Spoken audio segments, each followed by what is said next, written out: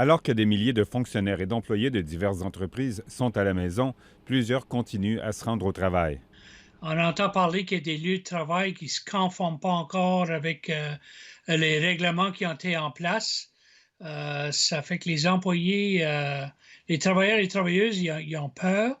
Depuis le 16 mars, Travail sécuritaire a reçu 160 appels d'employés inquiets, mais aussi d'employeurs. En termes des types de questions de l'information qu'ils cherchent pour, il y en a beaucoup qui sont sur quels sont mes droits en termes de est-ce que je peux refuser le travail durant cette période. Travail sécuritaire dit que la majorité des situations sont réglées par des discussions avec les employeurs qui acceptent de prendre des mesures pour protéger leurs employés.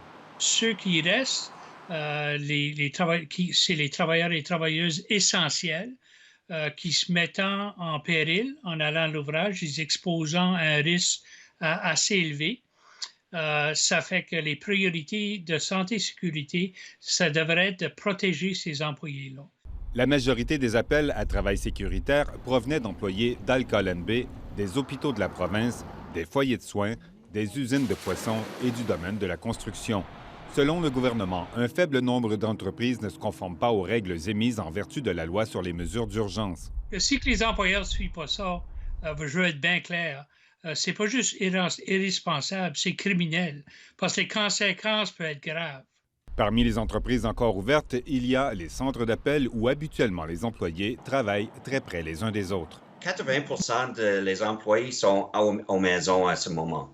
Même dans les espaces comme les banquières qui ont besoin d'avoir des personnes qui sont directement dans l'office. Alors, quand 80% de votre employés sont à la maison, ça veut dire qu'il y a beaucoup plus d'espace pour éloigner. J'ai une fille qui travaille dans un centre d'appel, puis dimanche, elle a été demandée de commencer à travailler à la maison. Travail sécuritaire invite les gens à consulter son site Web régulièrement mis à jour. Ici Michel Corriveau, Radio-Canada, Fredericton.